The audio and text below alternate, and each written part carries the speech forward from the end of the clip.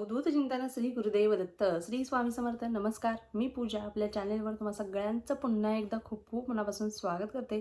तुमच्या सगळ्या इच्छा स्वामी महाराज लवकरात लवकर पूर्ण करत ही स्वामींची प्रार्थना करते व आजच्या आपल्या व्हिडिओला सुरुवात करते. आज आहे मौनी अमावस्या.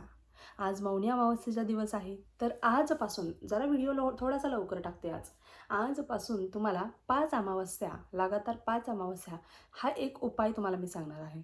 हा उपाय केल्यामुळं काय होतं हे अगोदर जाणून घ्या तुम्ही.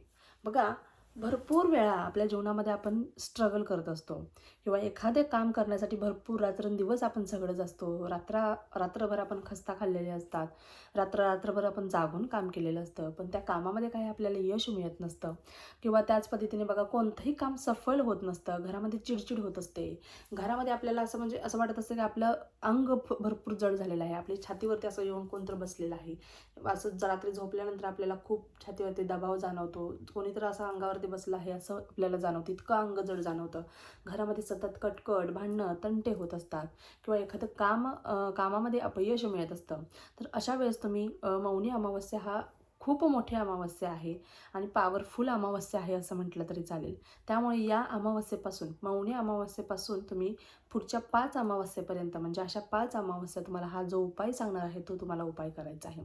यामुळे तुम्हाला ह्या सगळ्या प्रॉब्लेममधून तर सुटका मिळेलच, त्याचसोबत तुमच्या कुंडलीमध्ये जी काही साडेसाती आहे, जो साडेसातीचा त्रास आहे तो देखील कमी होण्यास मदत होणार आहे. व्हिडिओ जास्त मोठा नसणार आहे, पण अतिशय महत्त्वाची माहिती तुमच्यासोबत मी शेअर करत आहे. तर तुम्हाला काय करायचं आहे बघा, मौनी अमावस्येच्या दिवशी, म्हणजे या दिवसापासून पुढे तुम्हाला 5 अमावस्येपर्यंत या दिवसापासून सुरुवात करायची आहे. तुम्हाला हा उपाय आज संपूर्ण दिवस आहे, तर तुम्ही हा उपाय सायंकाळी 7-7:30 पर्यंत जरी केलात, 8 पर्यंत तरी देखील चालणार आहे. प्रदोष काळामध्ये केलात तरी देखील चालणार आहे. तुम्हाला मौनी अमावस्येच्या वेळेस काय करायचं आहे, आता तुम्हाला तिळीचं तेल लागणार आहे. एक पंती घ्यायची आहे. पंती घ्यायची आहे, त्याच्यामध्ये तिळीचं तेल तुम्हाला घ्यायचं आहे. तिळीचंच तेल घ्यायचं आहे आणि तिळीच्या तेलामध्ये तुम्हाला तुमचा चेहरा दिसेल अशा पद्धतीने संपूर्ण चेहरा दिसला पाहिजे. म्हणजे तुमचे डोळे, नाक, तोंड, सगळा तुमचा संपूर्ण चेहरा त्या तिळीच्या तेलामध्ये तुम्हाला बघायचा आहे. आणि तिळीच्या तेलामध्ये बघितल्यानंतर ते तेल तुम्हाला घेऊन मंदिरात जायचं आहे. पण तुमचा चेहरा त्याच्यामध्ये दिसणं अतिशय महत्त्वाचं आहे. तुम्हाला तो चेहरा पाहायचा आहे. चेहरा पाहिल्यानंतर ते तेल तुम्ही एखाद्या छोट्याशा डबीमध्ये वगैरे, तुम्ही बाटलीमध्ये छोट्याशा घेऊन जायचं आहे आणि ते तेल घेऊन तुम्हाला शनी मंदिरात जायचं आहे. शनिदेवाच्या मंदिरात जायचं आहे. जाताना कोणाशीही बोलायचं नाही, चुकूनही. ही एक मोठी चूक टाळायची आहे आपल्याला. चेहरा बघितला, ते तेल घेऊन जाताना कोणाशीही बोलायचं नाही, येतानाही कोणाशी आपल्याला बोलायचं नाही. गपचूप जायचं आहे. तिथे शनी मंदिरात गेल्यानंतर तुम्हाला तिथे दिवा प्रज्वलित असतो. तिथे बरोबर दिवे लावलेले असतात. त्या दिव्यामध्ये तुम्हाला ते तेल टाकायचं आहे.